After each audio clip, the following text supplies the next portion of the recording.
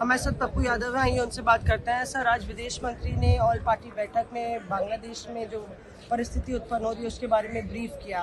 क्या आपको लगता है क्योंकि शेख हसीना यहाँ पे हैं, भारत के लिए भी ये बहुत ही ज़्यादा सेंसिटिव सिचुएशन? नहीं, बिल्कुल मुझे लगता है कि ये समय सही नहीं। ये ऐसे ही समय में इंदिरा गांधी जी की याद आती है। और जब हम भारत की सुरक्षा, भारत की आर्थिक वैश्विक बात जब करते हैं और जब हम पड़ोसियों के रिश्तों की बात करते हैं तो पहले से ही नेपाल और कई कंट्री हमारे रिश्ते से बहुत दूर हो चुके हैं। चाइना पहले से ही हमारे रिश्तों के बीच में बहुत कई कदम आगे बढ़ चुका है। और इस परिस्थिति में जब हमारे देश के अरबों खरबों रुपये लगे हुए हों आर्थिक रूप से और लोग असुरक्षित हों, तब जाकर के शेख हसीना को भारत में संरक्षण देना ये चाइना के दृष्टिकोण से सही नहीं है।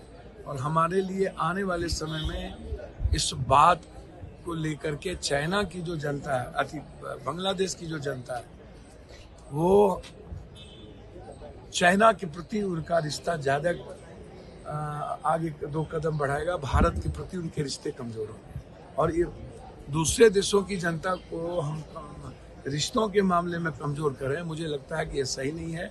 इसीलिए सरकार की जो पॉलिसी है अपने देशों के पड़ोसियों के प्रति, इसको चेंज करने की ज़रूरत है।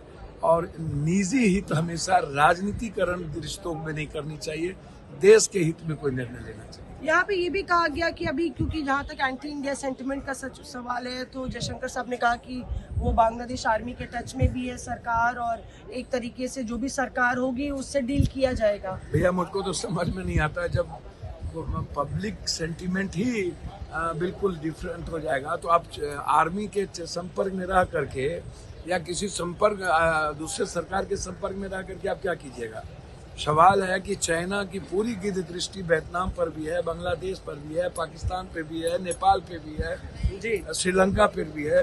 और उसके बाद सारी दोस्ती हमारी खत्म होती चली जाएगी। नेपाल पहले से सारे रास्ते दे दिए हैं, नेपाल हमें कुछ मानने को तैयार नहीं है।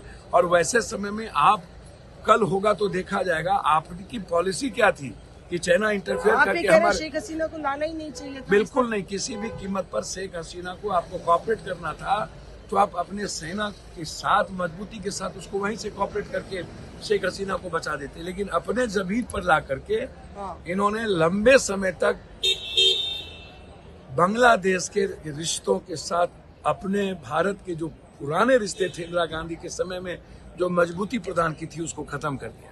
शुक्रिया हमसे बात करने के लिए। पप्पू यादव यहाँ कहते हुए कि शेख हसीना को भारत में लाके भारत सरकार ने एक बड़ी कूटनीतिक गलती की है और इसका खामियाजा भारत को उठाना पड़ेगा। मौसमी सिंह, दिल्ली, आज तक।